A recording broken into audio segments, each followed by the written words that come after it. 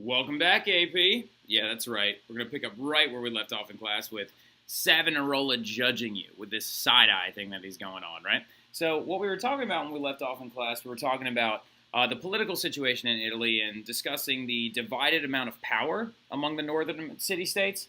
To just give you a glimpse into it again really, really quick, we were talking about how there was very little unification between any of Italy at all. To give you a little side note, just jot this down towards the last section of notes.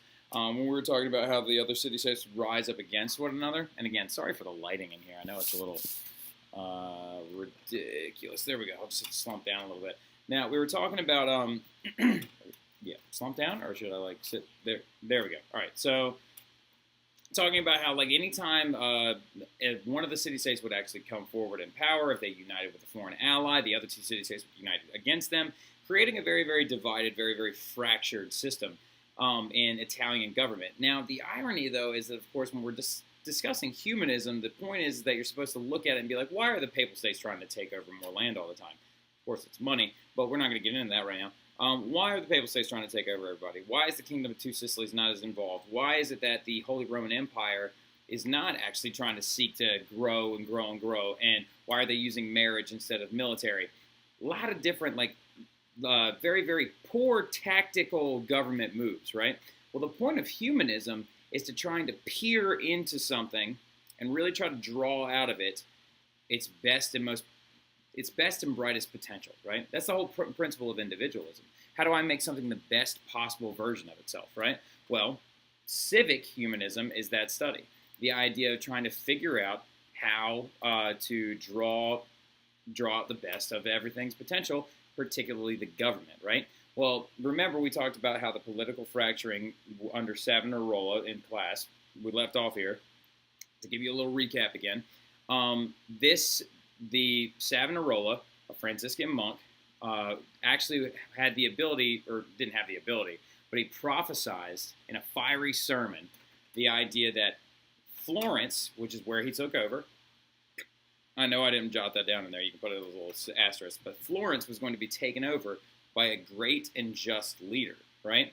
And they were going to be punished during this entire invasion because it was an act of God. And Savonarola the entire time was saying it was because of your vanities, right? Your vanities. You wear too much jewelry, too much perfume, too bright clothes. You distract from God, right? So Charles VIII then began to invade through northern Italy, coming through Milan from France. And the irony is that everybody then reacted like, oh my God, this guy is right, okay? And so Charles' invasion caused the exile of the Medici family, right? The Florentines actually met up in these giant squares in the Palazzo del Vecchio and took all of their items, their books, their poetry, their perfume, their jewelry, their clothes. Well, not the clothes they were wearing, but you understand what I'm saying, because that'd be a whole other thing, like public indecency. And they threw them into these huge piles and they burned them and had these great big bonfires to destroy these vanities, right? Now, and then Savonarola is going to take over rule of Florence, right? Savonarola said that nice clothes, cosmetics, certain books, music instruments, poetry are going to lead to sin. Those are those vanities, right? But vanities at the side of that. So he's going to call out the Pope as well. He's going to call out the Pope as well, and his popularity is going to fade, all right? So due to the fact that he's going to be excommunicated by the Pope, right? Now, let me check who the Pope was at the time. I think it's Alexander VI, but I need to check really quick. Pope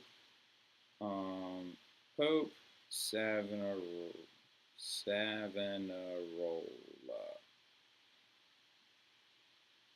Giuliano Savonarola. I'm pretty confident it's Alexander VI. Charles VIII of France, Medici. Influence. Yep, Alexander VI. Nice. All right, so anyway.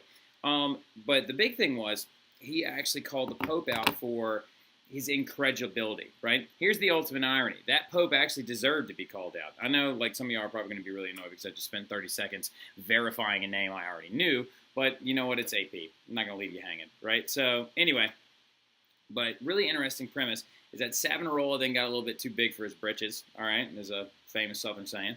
And he began to call the Pope out. He was like, Alexander VI has a Vatican that's built practically out of gold. He's got these Florentine artists coming and beautifying the church, distracting from God. He doesn't need all of that money. He doesn't need this. He's got an illegitimate child, which he actually did. His name was Caesar Borgia, yeah, because Alexander VI's real name was actually Rodrigo Borgia, and he had a illegitimate child when he was a cardinal.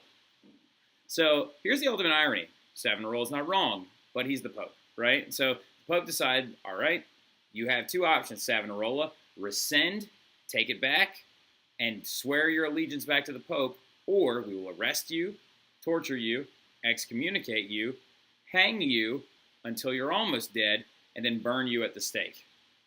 He chose the latter, all right? So Savonarola would be burned at the stake following his successful takeover of one of the most powerful places in Europe, simply due to fiery sermons and the invasion of one man. The point of this is to show you just how weak, government-wise, all of these city-states were. If one man can come in and intimidate one of the strongest city-states that the world had ever seen, what's wrong with that? There's a huge part wrong with that. That means that they're not being led justly. So the invasions of Italy are going to continue because they would not unite and centralize together as a form of good power, right? Now, getting into that, political turmoil, all this tumultuous turmoil is going to lead to this different humanist political thought called civic humanism, right here, right? I know the title's down here, and some people are like, oh, why is the title at the bottom? But it'll be okay, all right? It's just how my brain works. Now, Brunei, of course, had his own political thoughts on, I'm going to give you a couple of little ideas on political humanism, right? Civic humanism. Okay, Leonardo Brunei, all right? The guy that's a big Cicero fanboy, the one that linked the fall of Rome to the fall of the Republic, thought that republicanism was the best government, right? Of course he's going to say that because he was like, Rome fell because they actually only had an emperor for hundreds of years. Got to bring back republicanism. It's the best form of government. He's a humanist. It's a popular opinion. Plato believed in this idea of the philosopher king. He thought someone along the vein of Marcus Aurelius. Well, of course, they were both alive at two different points. Plato came long before Marcus Aurelius. But his idea is somebody like Marcus Aurelius, the philosopher king, the educated king, was the best. The one that, even though he might be harsh at times, that people would look to him and be like, you know what? He's the most intelligent man of all of us. The philosopher king. Plato, big, big, big opinions on that. And then all people are going to agree, though, Brunei, Alberti, Plato, they all agreed on kind of the central idea of a leader. A ruler that should be dignified, learned, wise, right? A ruler in a society that should be able to look at their government okay, here's what I'm trying to say. They all advocated for the idea that Machiavelli is going to put into words, all right? But none of them actually could agree. But Machiavelli is going to basically discuss the idea, Niccol Machiavelli, that it's not about the person, but the people in society should be so justly ruled that no matter what their king does, they should believe in him, right? Even if he rules with a firm hand. So here's the crazy thing about Niccolo Machiavelli. He actually started as a secretary to Florence governors when the Medicis were gone, right? So after the Medicis had actually been driven out under Savonarola's rule, they were replaced by a couple of different families. So Niccolo Machiavelli was actually one of those different families, like secretaries, right? Now, he's going to be arrested when the Medici actually come back into power later on. And he's going to be arrested, tortured, and eventually released. And he's banished from Florence. So he didn't actually even write his most famous works in Florence or even in the northern Italian city-states. But he's going to spend the rest of his life writing and also trying to get a job. But anyway, his signature work, of course, The Prince, right? Now, here's the funny thing about him really quick. This is the most famous artistic representation of Niccolo Machiavelli, which I think is a daggum shame because look how doofy looking he looks in that painting by how straight awesome he looks in this statue that's actually outside the Uffizi Gallery in Florence. I didn't take this picture, but I took one of that statue, and this is a lot better view than the one that I had. So his message was a ruler was meant to preserve order and security in The Prince. He said that brutality, lying, manipulating, all of those things are condoned as long as security and order of your king's people was maintained, right?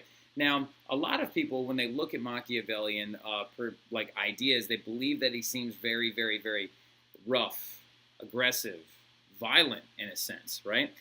But they also are looking at it from a world view. What a lot of people have a hard time separating is the fact that Machiavelli is not advocating for a worldwide ruler. He's advocating for a ruler of his people. So brutality against others outside of that country, as long as it's keeping his people safe. What's wrong with that, right, is what Machiavelli's perspective was. The guy that he actually wrote most of this about was the son of that illegitimate child of Pope Alexander, Caesar Borgia. Plot twist, right? So very, very interesting, like, crossovers. Like, the Renaissance is just a web of interconnections. Now, according to Machiavelli, a ruler could be allowed to do anything as long as the populace doesn't turn, right? So here's the thing. A lot of you know this quote. It is better to be feared than loved, right? This is the most famous quote. Most freshman teachers tell you that, right? I know that all of my freshmen have heard that quote before. Some are like, no, I haven't. You're just being spiteful, all right? So it is better to be feared than loved, according to Machiavelli, right? But the thing about it is I don't even tell you your freshman year the rest of that quote. But here's how the rest of it goes. But he ought to avoid making himself hated, right? That kind of just shows you, shows you a very, very much deeper introspective look at the prince, because it shows you that the misconception, all right? Machiavellian, saying someone is Machiavellian or a ruler is Machiavellian, is now looked upon the lens through that he is brutal, he is rude, he is mean. He believes that all things even done to his own people are condoned by himself. But the thing is with the rest of that quote finishing out, but he ought to avoid making himself hated, shows you that actually the ruler's secondary obligation is to make sure that he is actually condoned by his people, that his actions are condoned by his people, to prevent him from being hated, because should some hatred rise up, now you got an overthrow on your hands. You have a revolution on the way, right? So it's actually advocating more for balance. It's a very, very cool, intricate system when you actually look at a lot of the political thought according to Machiavelli. So Machiavelli, though, was actually kind of along the lines with a lot of these other guys that we'll talk about later when we talk about Isabel d'Este and Christine Pizan and Alberti and all those guys.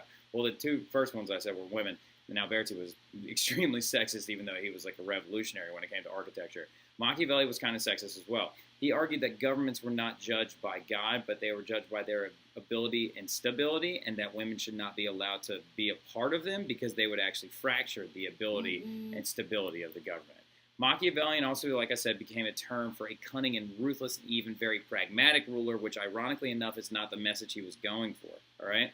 Machiavellian, like the term Machiavellian in terms of government was actually later on in the 1600s and 1500s of Europe, especially in the former Holy Roman Empire, the Holy Roman Empire at the time, and the Austro-Hungarian Empire, was actually used to advocate for staying with a conservative model of a singular ruler to actually avoid a lot of these Congress-condoned legislative branches that we actually still now use today that a lot of us advocate for, right? Like the Reichstag in Germany, for example, which I like to reference that because I really like the name, the Reichstag. Now, anyway, so, and that's where we're stopping, all right? And that's it, okay? So we just wanted to kind of wrap up all the Machiavelli stuff, get a deeper look at civic humanism and the ideas that the terrible, tumultuous political system in the Northern Renaissance city-states, of course, was due for a humanist upgrade, right?